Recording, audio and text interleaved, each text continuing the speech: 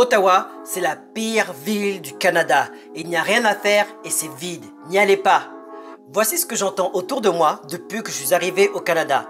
Pourquoi de telles accusations? Pourtant, c'est la capitale. Sûrement à cause de la météo? C'est vrai que les hivers durent en moyenne 6 mois et on peut ressentir jusqu'à moins 40 degrés. Oui, c'est froid. C'est sûrement aussi à cause des transports en commun. C'est vrai qu'on n'est pas aussi bien desservi que Toronto et Montréal. On n'a pas autant de métro et encore moins des tramways, ce qui rend les distances beaucoup plus longues.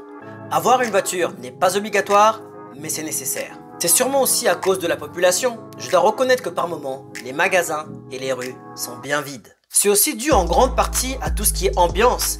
Activités, sorties, venues d'artistes, festivals. Quand on regarde Montréal et Toronto à côté, c'est le jour et la nuit. Vous les connaissez, festival de jazz, festival juste pour rire, la nuit africaine, Igloo Fest, Caribana et j'en passe. Oui, on est censé avoir les mêmes célébrations ici à Ottawa, mais croyez-moi, ça n'a pas le même goût. Certains artistes, quand ils viennent au Canada, ils font certaines villes, contournent Ottawa et s'en vont. Enfin, c'est sûrement à cause de nos talents culinaires. Quand vous allez dans d'autres villes par exemple, vous avez toujours des nouveaux concepts à découvrir. Il y en a pour tous les goûts et les couleurs. À Ottawa, c'est assez limité. On n'a pas grand choix et on retrouve souvent des classiques que tout le monde connaît. Bref, je pense que c'est pas la meilleure façon de voir les choses. Pire, c'est l'erreur que beaucoup font et qui se répète sans arrêt. Regardez ça.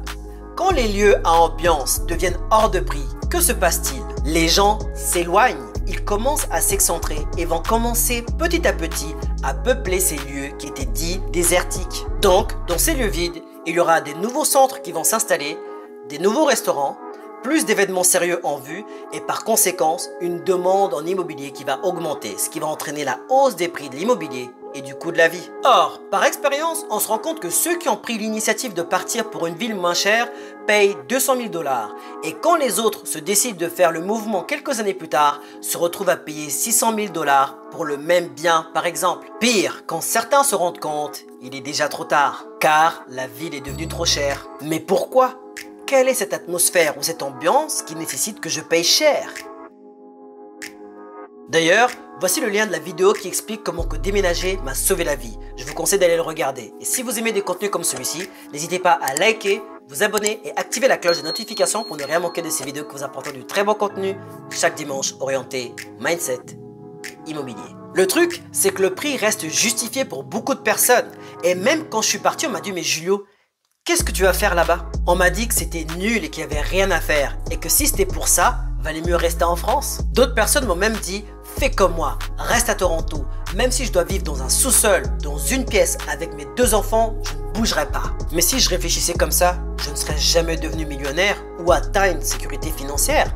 J'aurais toujours été dans les dettes ou dans une situation précaire. Dans mon cas, qu'est-ce qui justifie que je vais vivre dans une ville attractive, fauchée, plutôt qu'être à l'aise dans une ville ennuyeuse? Rien. Et de toute façon, pour en profiter, il faut avoir les moyens dans ces villes chères.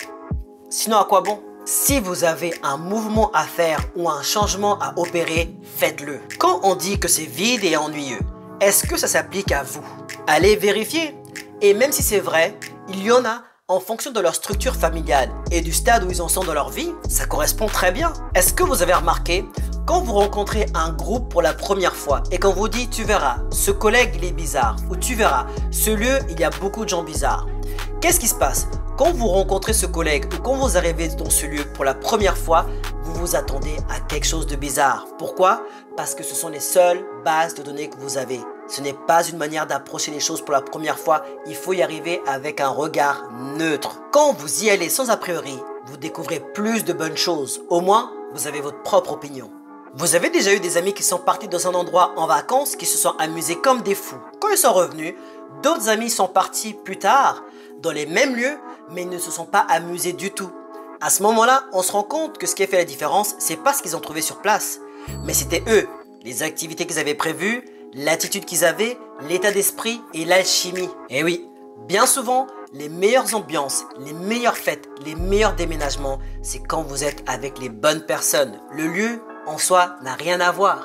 Donc, commencez par bien vous entourer ou être bien avec vous-même. Et dites-vous une chose, si la météo était comme à Miami, il y aurait autant de restaurants, des artistes chaque semaine, les transports en commun en veux-tu en voilà, eh ben ça attirerait beaucoup plus de monde et du coup les prix seraient aussi comme à Miami ou New York ou toutes ces grandes villes. Moi, personnellement le froid, ça me dérange pas plus que ça. J'aime l'ambiance, le paysage enneigé, je trouve ça vraiment beau. Les transports en commun, ça te dérange pas non plus. Soit on a une voiture, si on peut pas, il y a Uber. Pour les ambiances, comme je vous ai dit, quand on est avec la bonne équipe et quand on cherche bien, même à Ottawa, il y a de très bonnes choses à faire. Et de toute façon, vu le coût de la vie, vous arrivez à économiser plus. Donc c'est plus facile de descendre à Toronto ou monter à Montréal, même aller au Mexique si ça vous plaît. Mais ça n'aura pas été possible pour moi si j'aurais persisté à Toronto.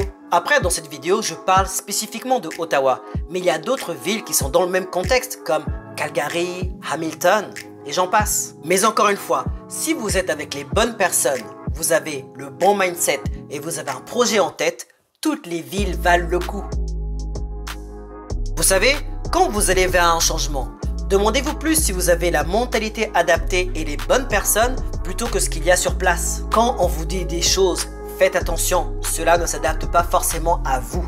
Attention, cette vidéo n'est pas anti-personnes qui vivent à Montréal, Toronto ou Vancouver. Si vous avez les moyens, c'est très bien, ce sont de bonnes villes que j'ai beaucoup aimées. Juste, quand vous faites des choix d'ambiance, faites attention, car la personne que vous êtes aujourd'hui ne sera pas forcément la même dans 10, 15 ans en termes de priorité.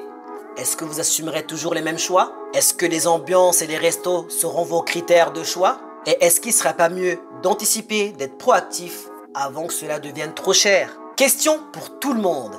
Est-ce qu'il vaut mieux avoir des difficultés financières dans une ville riche où il y a des strass et des paillettes ou être à l'aise financièrement dans une ville où on s'ennuie et pas beaucoup d'ambiance?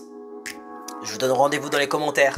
Moi, je m'appelle Julio. Mon but, faire des vidéos orientées mindset et immobilier afin qu'un maximum de personnes comme moi, parties de rien, puissent atteindre l'indépendance financière. Si tu as aimé ma vidéo, like, abonne-toi, active la cloche de notification et partage cette vidéo tout autour de toi. Tu sais comment que ça se passe. Moi, sur ce, je vous laisse avec deux vidéos. Celle-là et celle-là. On se voit de l'autre côté. À très bientôt.